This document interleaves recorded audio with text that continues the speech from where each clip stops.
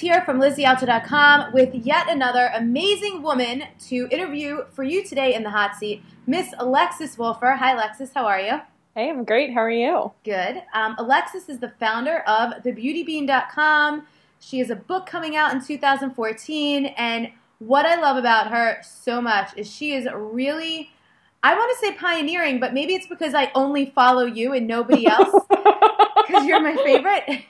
This real beauty movement, which, you know, I'm all about. If you guys follow me on Facebook, Twitter, Instagram, you know that lately I've been like mixing up like yogurt and avocados and oils and like putting stuff in my hair and on my face.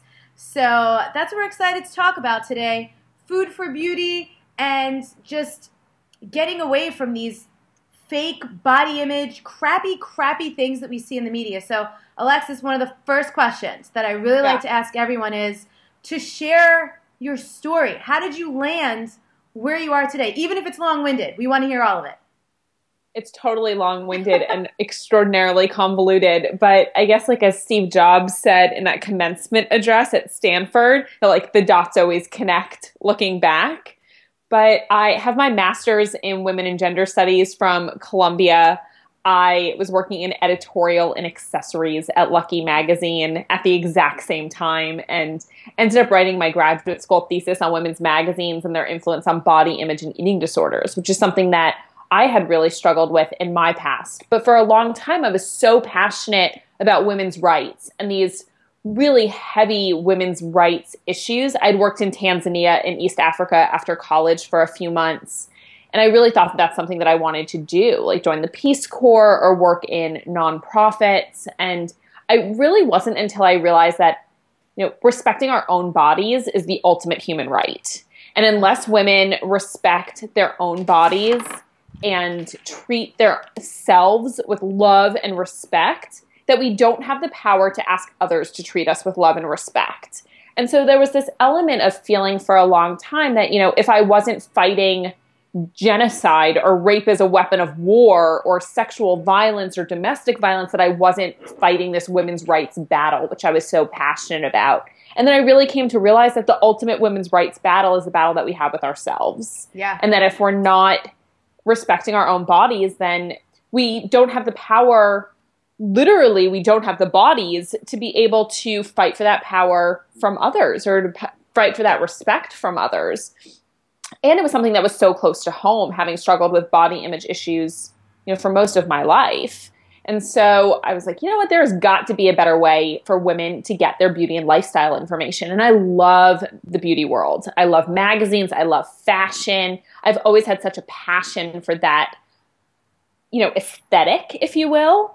But I felt like it was just always selling women short. And I just fundamentally don't believe that women need to be made to feel crappy about themselves in order to sell them things. There has got to be a better way.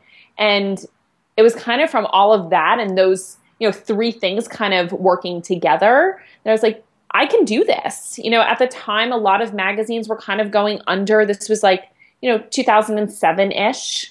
A lot of magazines were going under, and I didn't really see a future at Condé Nast or Hearst or any of these other big publishing houses without a really long, arduous battle of working my way up and being able to elicit very nominal amounts of change from within. And, you know, I'm not one with patience. So I thought that maybe I have no idea what you're talking about. So, you know, at the time there were all of these websites that were starting, and, you know, Stylecaster had just started, and they were kind of really the first big online fashion magazine that wasn't a spin-off of a media conglomerate. And I was like, I was hired as one of their first beauty editors, and I was like, you know what, if they're doing this, I can do this. And so it kind of started from there, and my graduate school thesis sort of became my business plan for the Beauty Bean in a very non-business plan-y kind of way, and kind of just spun from there. And the whole point of the Beauty Bean was to create a website where women could come and get their beauty, lifestyle, fitness, fashion, wellness content in a way that was very subtly designed to make women feel better about themselves. So the fitness content was all about being fit, healthy, and strong, not about losing weight. Nutrition content, they were just healthy recipes. You know, I don't really see the value in telling somebody a portion size. Like, Is it the one meal that I'm eating for the day? Or am I eating, you know, this is my 10 a.m. portion and I've already had breakfast. Like, I have no idea. Or the number of fat grams or calories. Like, it just felt so silly. And so we don't do any of that. Our beauty content is really about makeup being fun and glamorous and something to play around with, not something that defines you. All of our in-house photography, we use regular girls as our models. We don't retouch anything. And any of our stock photography is really selected with a keen eye towards diversity of body size, shape, and color, which is really important to me. And, it was really intentional for the site not to be this like, come here for positive body image. And we've certainly become a little bit bolder in that statement in the last year or so. But I wanted this to be a site where, I wanted to go. And I wasn't going to the site that was like, feelmoreconfident.com. It was really, I wanted to read these women's magazines that I was getting in the mail. It was just a matter of, producing that content in a more positive, empowering way. I love that. In fact, the other day, I always read headlines. When you do any kind of marketing, when you write blogs, when you do keyword research, because you want people to find your website, I'm always looking at headlines on magazines because they have copywriters, right, who they pay thousands of dollars. And they just, to me, seem to be getting further and further away from what you're talking about. Like, Definitely. I don't know if it was women's health or self or shape or something the other day, but it was something so bad. It was like, get abs that practically shape themselves or something like that. And I was like, oh, God.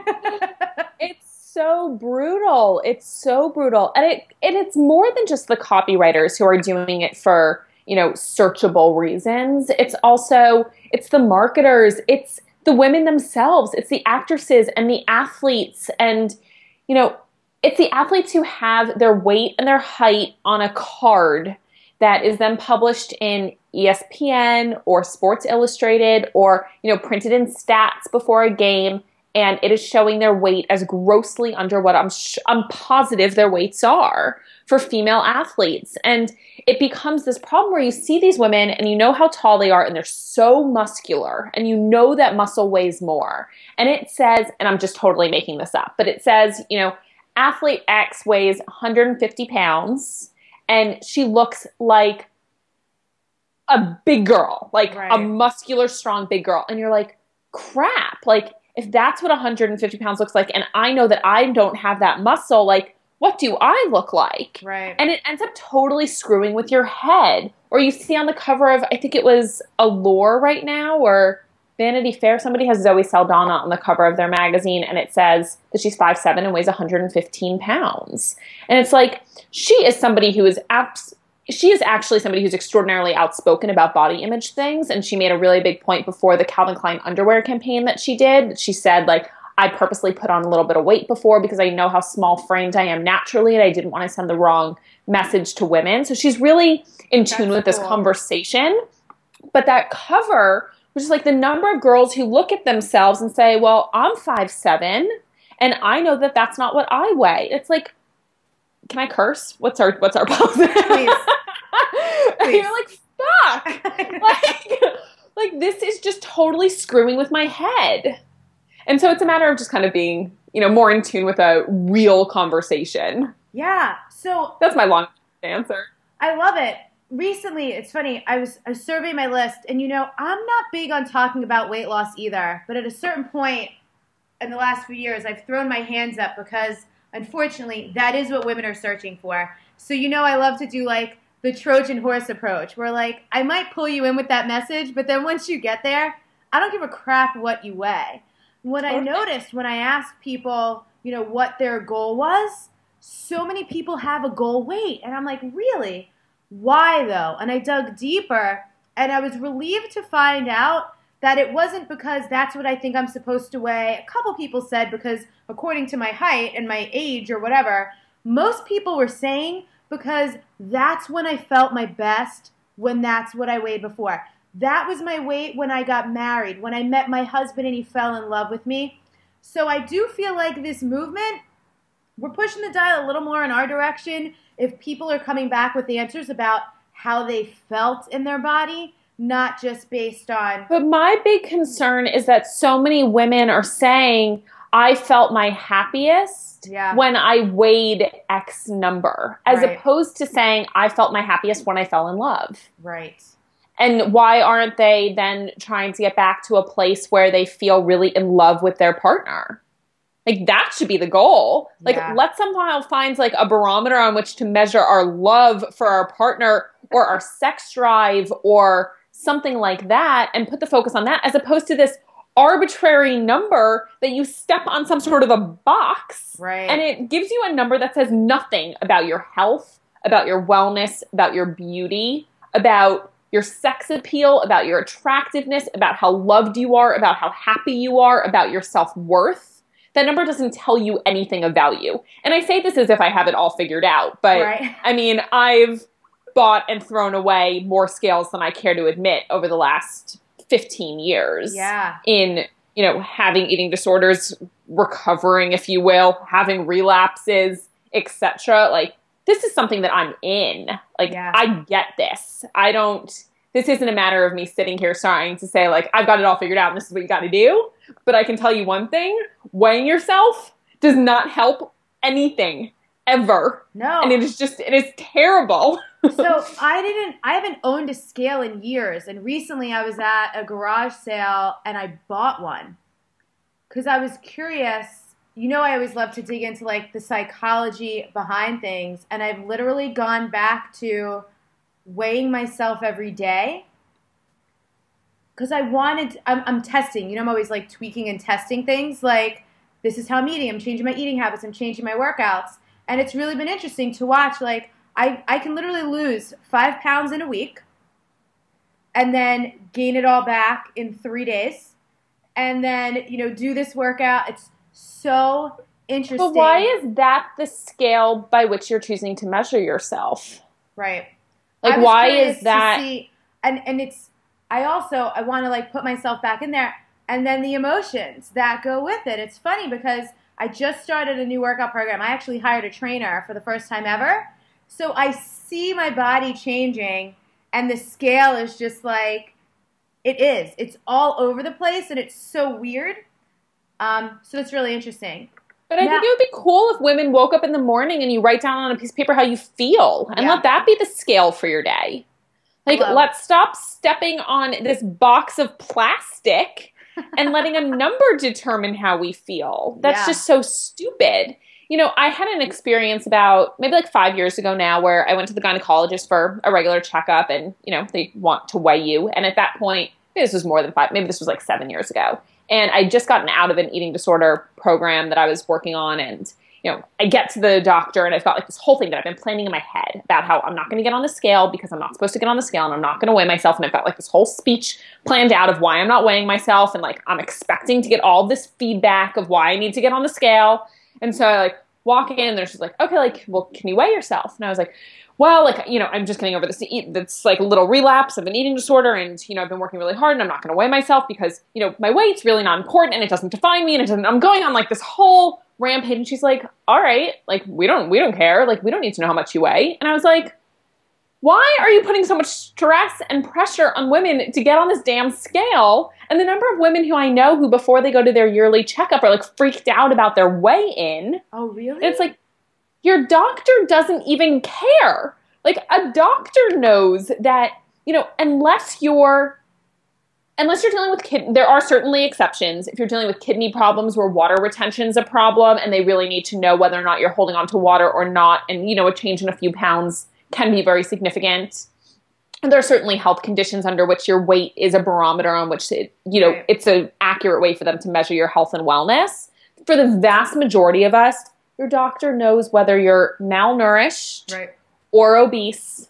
They know whether or not weight is a factor in any of your health issues. And for the vast majority of us, that number is fully insignificant. I agree. I mean, I'm telling you, I literally went more than a year without weighing myself.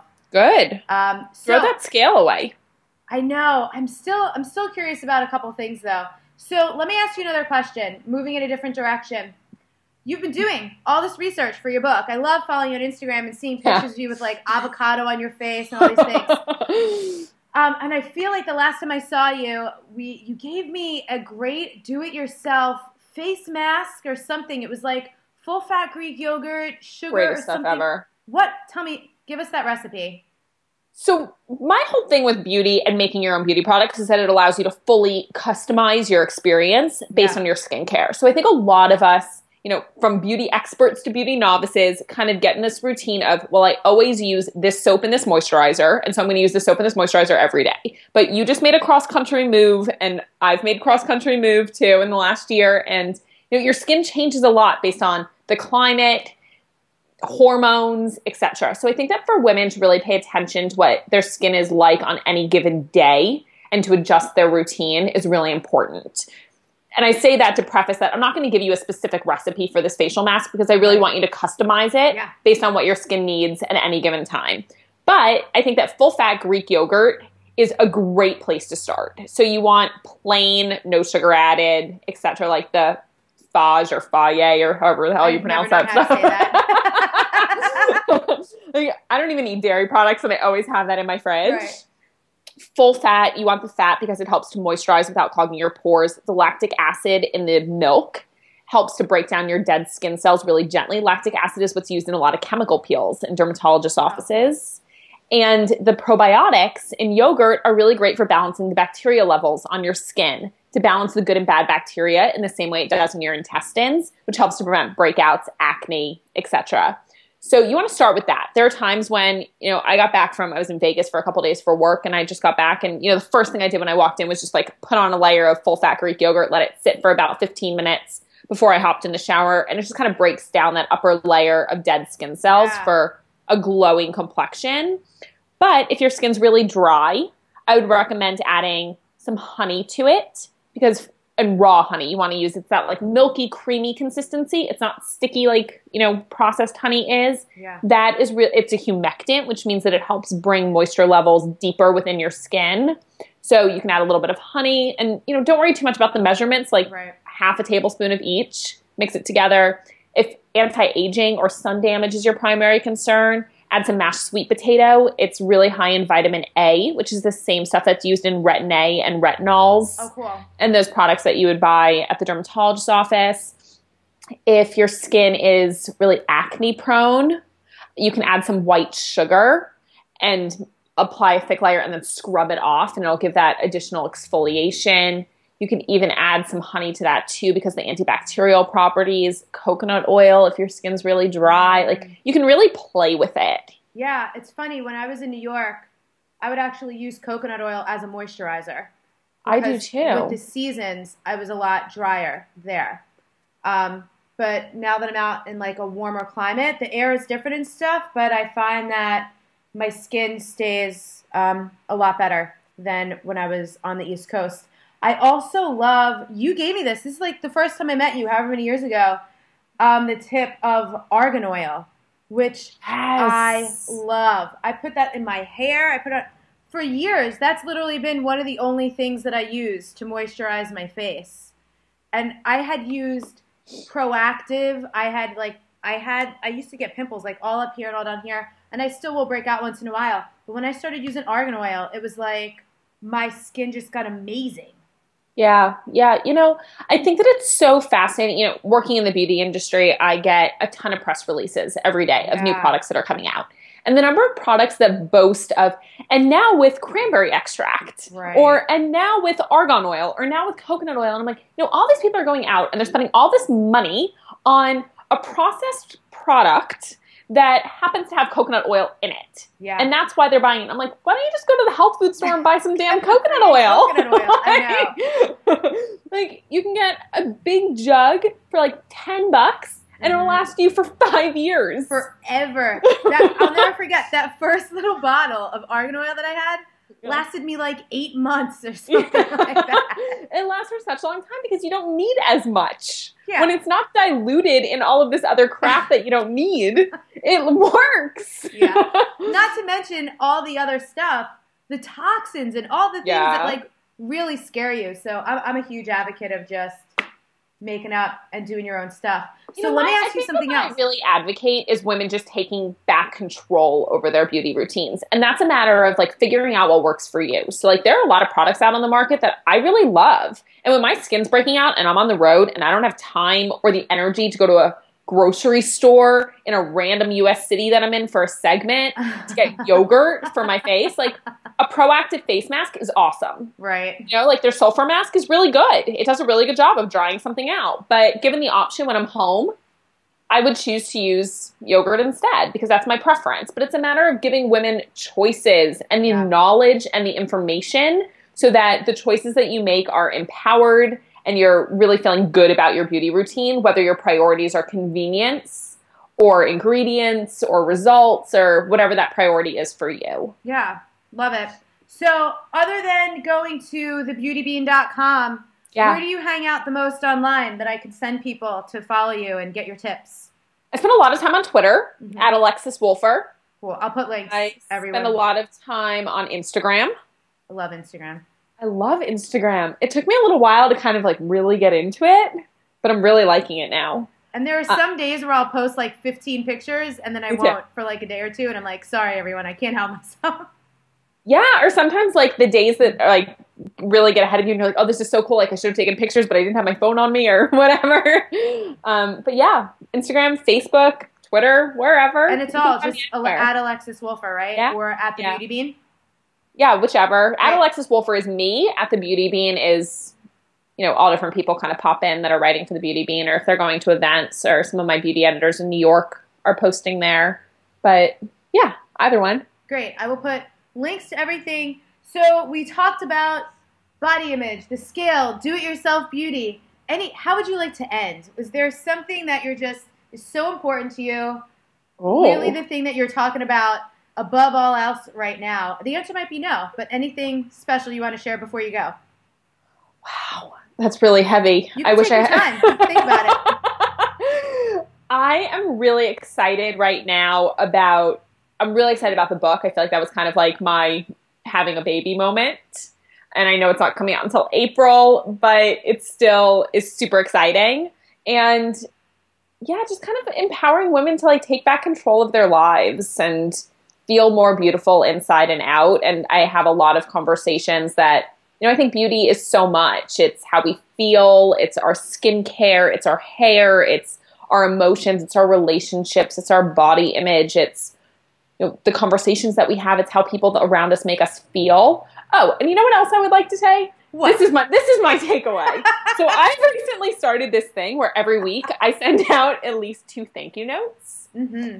Sometimes more. And there are some weeks where, you know, somebody's really done something spectacular, or, you know, I owe somebody a thank you for whatever reason and sending a thank you note. But sometimes in a week, you know, maybe nothing particularly remarkable has taken place, and just sending a couple of notes every week regardless. So sometimes they're just to a friend being like, thank you for being such a great friend, or, you know, to my PR team, I sent them a note last week, or, you know, whatever it is. And I would encourage people to send thank you notes on a weekly basis, at least one to somebody random, because it's so nice. And not an email, but get something in the mail, put a stamp on it, nice stationery. It makes people feel so damn good. And it makes you feel good. Yeah, amazing. I love that. And we're keeping with the theme of feeling fantastic, amazing. So, Miss Alexis Wolfer, thank you so much for your time. Everyone watching, I will put links to all of her stuff so you can follow her. The Beauty Bean really is a fantastic one-stop shop. I'm like, one-stop shop for everything. It could be a one-stop whatever you want it to be. Whatever you want it to be. So go check that out, and we will talk to you soon. Bye. Thanks for having me.